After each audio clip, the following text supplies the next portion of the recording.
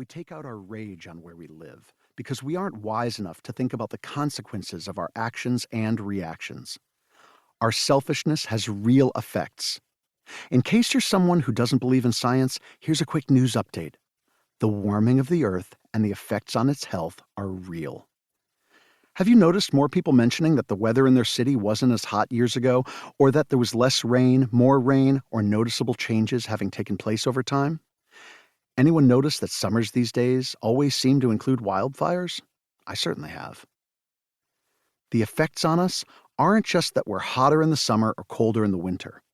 Everything ties in and around itself. The changes we are experiencing affect our emotional and psychological health. They influence customer behaviors too. We feel the impacts of retail shifts due to disruptions in supply chains and changes in energy sources, emotional imbalances, social unrest, and environmental upheaval intertwine, and the trickle-down from this is becoming a flood. Our short-sightedness and disconnection from ourselves and our loss of focus, both in business and in life, is extending beyond our capability to manage.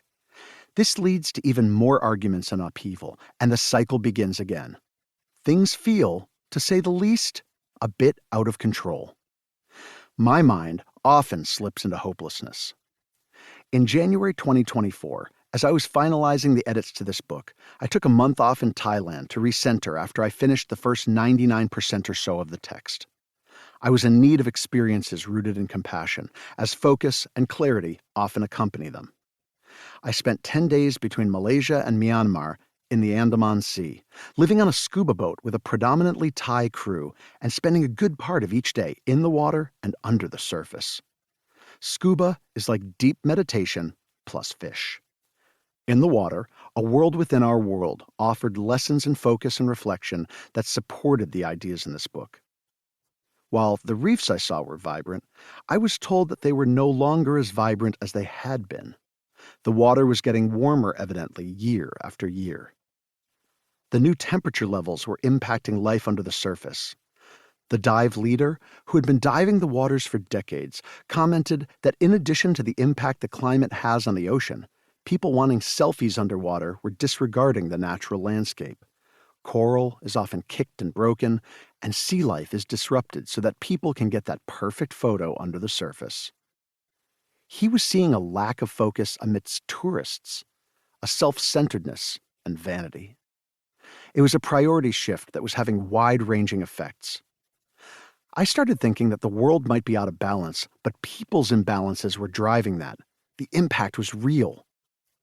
We spoke on the boat one night as the sun was setting over the horizon. "The world is doomed," he said. He added, "The only hope is that it wipes us clean and starts again with a new kind of human." I sat by myself on the deck under the stars after he went to bed and thought about that for a good long while. A new kind of human. What would a new kind of human look like, sound like, or act like? How would a new kind of leader lead? What would a new kind of communicator say? What could a new kind of teammate contribute? I realized that I don't agree that the only hope for the future is that humans are wiped clean. For if that is the case, then why write books in the first place? Or become better leaders or communicators? Or wake up in the morning? Or eat vegan coconut ice cream? Or love our kids and partners? Or do most anything? The work to transform our world starts with humans. It doesn't end with them. We need a ramping up of what it means to be human, not a diminishment of it. It struck me that this is the world as it is.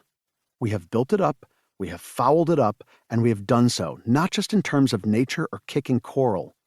Our way of treating one another is out of line. Our systems are off balance and off course. Our selfishness and greed are utterly ridiculous.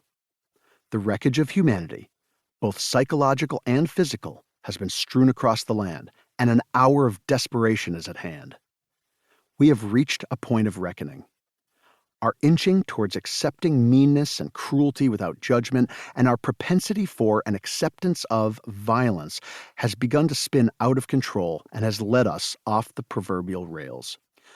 Our lack of focus and our acceptance of it as normal has started to shift us in ways that are off course from where we could be if we worked to shift.